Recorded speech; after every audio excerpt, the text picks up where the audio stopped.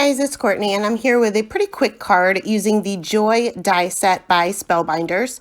And you can see they have some inspiration on the packaging, and I definitely used that inspiration. So I have two pieces of cardstock here. One is gold and one is Neenah Solar White. And I'm going to cut out the different pieces here. The main piece will be cut from the gold cardstock, and all of those little pieces, the flowers, the leaves, and the individual letters are cut from the Neenah Solar White. I'm going to be Copic coloring these to give them a little dimension. You can certainly use colored cardstock here or pattern paper, whatever you prefer. I have them flipped upside down, and I'm just squirting a little bit of the Tombow Mono Multi Glue, a teeny tiny bit on the back, and kind of smearing that around with my fingers and letting that dry. Once this glue dries, it becomes repositionable.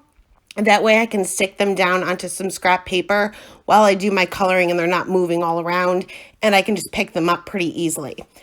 It takes probably about 2 or 3 minutes to dry once you smear it around with your finger, as long as you smear it pretty thin. Otherwise, it may take an extra couple of minutes. So once that was dry, I'm going to go ahead and flip these around onto this scrap piece of paper here, and I am going to go ahead and start my coloring. And I'm going to be using the same red combination for the flowers as well as the letters. And the main thing to do when you're coloring individual letters like this is to pick a light source.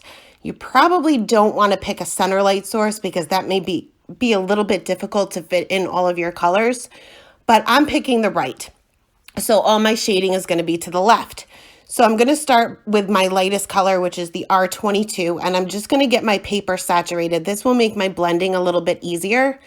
Then I'm going to move on to the darkest color, which is an R89, and I'm just going to add a teeny tiny bit of this scary dark red to the left-hand side of each one of these little pieces. Now for this O, there's two pieces to it, so I'm going to add the shading to the left-hand side of the outer part of one side and the left-hand side to the inner part of the other side, if that makes sense. My darkest midtone is the R46, and all I'm really doing is extending these areas out. I'm going pretty much directly over that R89 and just extending it out a little bit further. Next, going in with the R24, which is my lightest midtone, and I'm going to extend these areas out even further. You can see that I'm not leaving a huge area for my highlight. The highlight and the darkest color is just what's going to give you the really major contrast that you're looking for. So it's the two colors that you're going to use the least amount of. So I'm going to finish off with that R22 and just get these colors to blend a little bit. Now it looks a little bit crazy here on paper because obviously I scribbled off onto my scrap piece of paper. But once you take these up, once you unstick these, you'll see the dimension that you actually get. Now for the poinsettias, I'm going to first fill in the centers just so that I don't lose them. And I'm just going to go in solid with a Y26, which is kind of like a golden color. Going to use the same combination, but this time I'm going right in with my darkest color. I want to kind of maintain those flick lines that I'm creating to keep that dimension and keep that texture within the flowers. And also they're pretty teeny tiny areas, so I don't want to oversaturate the paper and risk it bleeding into the center of my flower. Now I did go ahead and color the holly leaves, but honestly, once I got everything together, I decided not to use them. But I kept the coloring pretty simple with this. I'm going to run right through the center, right where that little embossed line is with the darkest color, extend that out a little bit with the mid-tone, and then fill it in, all of it in with the lightest color. And I did that with all of them, but they ended up going in the trash. So next, once all of my coloring was done, we're going to go ahead and assemble the card. And I apologize, guys, I forgot to zoom back out. So I'm really close up here, so you'll see everything I'm doing. I have a piece of green cardstock, and this is, I compare everything to Copic colors. Everything, nail polish, everything. So this is kind of like a YG95. So it's like a darker yellow green. And I have this cut to 5.5 by 3 3/4. So I have a little bit of a border on either side. I am going to go ahead and glue that down to an A2 size card and then glue this main die here, the gold die, down with my Tombow Mono Multi Glue. Now, this particular cardstock doesn't stick as fast as regular cardstock. So you kind of have to add some pressure, especially to those intricate areas, to make sure that they are stuck down.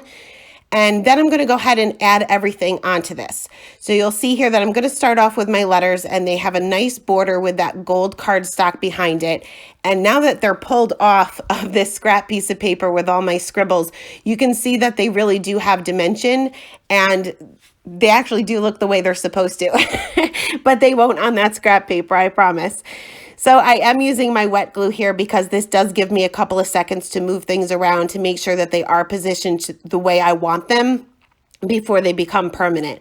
And like I said, it takes even longer on this gold cardstock, so you have even longer to kind of move things around the way you want them. I went ahead and adhered the little flowers down, or the little poinsettias down. Now you kind of have to twist and turn these because they only really fit one way. And I don't know what I was thinking. I guess I can't count today because I cut out 3 of them. I colored 3 of them, and there's 4. So I ultimately ended up die cutting another one and colored it the same way for that 4th little poinsettia there. Now for the holly leaves, I did start to put those on. Well, I only put 1 on, but I did add the adhesive to all of them because I thought that's what I was going to do. But I realized the greens that I colored the holly leaves with and the green for my background were they were clashing. They weren't blending together nicely. They just didn't go together very good. So ultimately, I decided to pull that off. I just wiped off that glue with my finger. Once it is completely dry, I can use an adhesive eraser to get any residue that might be left over. You can even use like a regular eraser. You just may have to go over it several times.